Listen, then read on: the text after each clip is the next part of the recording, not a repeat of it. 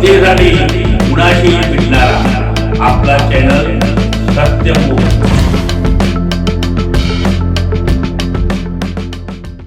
तालुका पुरंदर, जिल्हा पुणे येथील आडाची वाडी हे गाव महाराष्ट्रातील अतिशय सुंदर उत्तम गाव म्हणून गणलं जातं।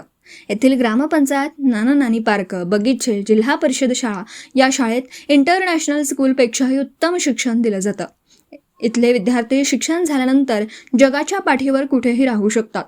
गावातील रस्ते रुंद व पक्के सिमेंट काँक्रीटचे बनवलेले आहेत आणि ते थेट शेतकऱ्यांच्या शेतापर्यंत नेलेत। रस्त्याच्या दुतर्फा चांगली झाडं जोपासले, त्यामुळे गावाच्या सौंदर्य वाढीत आणखीन भर पडली।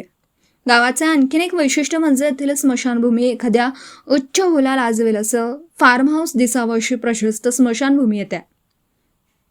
येथील वातावरण इतकं शांत आहे की गावातील विद्यार्थी-विद्यार्थिनी येथे येऊन अभ्यास करतात। शहरापेक्षा गाव कधी चांगलं या म्हणीचा अर्थ आणि अनुभव हे गाव बघितल्यानंतर येतो। आपणही सहपरिवार, मित्र परिवारासह या गावाला अवश्य भेट द्या। सत्यमुख प्रतिनिधी बाबासाहेब मांगलेकर, इचलकरंजी। हा, मी आलोय तुमच्या गावाकडे, पण तुम्ही इथं कुठे दिसत नाहीये।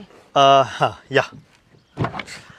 कसा झाला तुमचा प्रवास? तुम्ही चला पुढे, आम्ही येतो। हे बघा, मला माझ्या आईने मुद्दाम इथं पाठवलं। तिला मी माझा डिसिजन सांगितलेला होता, त्यामुळे तुम्ही लवकरात लवकर जे काय ते बोलून घ्या आणि मला लवकर फ्री करा।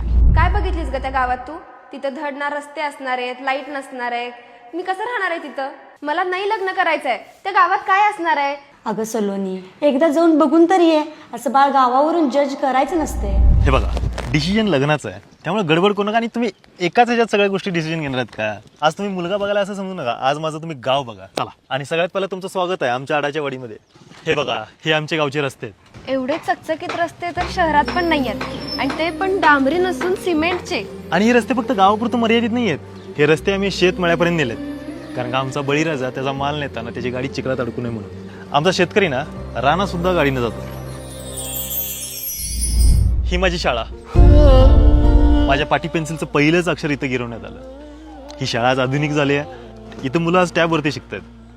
इथं मुलं टॅबवरती शिकतायत? हा, म्हणजे इंटरनॅशनल स्कूल पेक्षा पण चांगल्या सुविधा आहेत इथं।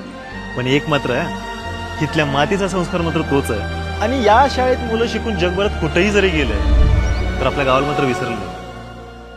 ए भाव, हे कोणाचं फार्म हाऊस आहे? हे फार्म हाऊस नाही आहे, हे आमच्या गावची स्मशानभूमी आहे। ही स्मशानभूमी, ते पण एवढी भारी? होय, मृत्यू ही अंतिम सत्य आहे, मग ती भीतीदायक काय असावी? त्यामुळं ह्या परिसरात आम्ही भरपूर अशी झाडी लावल्यात आणि शांतता भरपूर असते इथं, आणि ह्या शांततेत मुलं अभ्यास करतात। इथे बसून मुलं अभ्यास करतात? हा, या शांततेत बसून मुलं अभ्यास केल्यानं त्यांचं मन एकाग्र होतं, अशी भरपूर मुलं म्हणतात। हे आमच्या गावचं नाना नानी पार्क। छान आहे, मस्त आहे तुमचं गाव, आणि तुमचा स्वभाव पण। गाव इतकं डेव्हलप झालं असेल असं वाटलं नव्हतं। पुढे बोलण्याआधी मला एक गोष्ट सांगायची तुम्हाला। माझं गाव आवडलं हे ऐकून आनंद वाटलं। जर तुम्ही लग्नाचा विचार करत असाल तर एक गोष्ट लक्षात ठेवा की मला हे गाव सोडून शहरात येणं कधी जमणार नाही। आणि जर मला गावात यायचं असेल तर? मग मी होकार समजू? तर मित्रांनो, तुम्हाला सुद्धा गावचं खरं गाव पण अनुभवायचं असेल तर आमचं आदर्श गाव आडाच्या वाडीला नक्की भेट द्या। जनतेसाठी कुणाशीही भेटणारा आपला सत्यमुख। लाईक करा, शेअर करा आणि बेल आयकॉन ऑन करा। मित्रांनो, विसरू नका।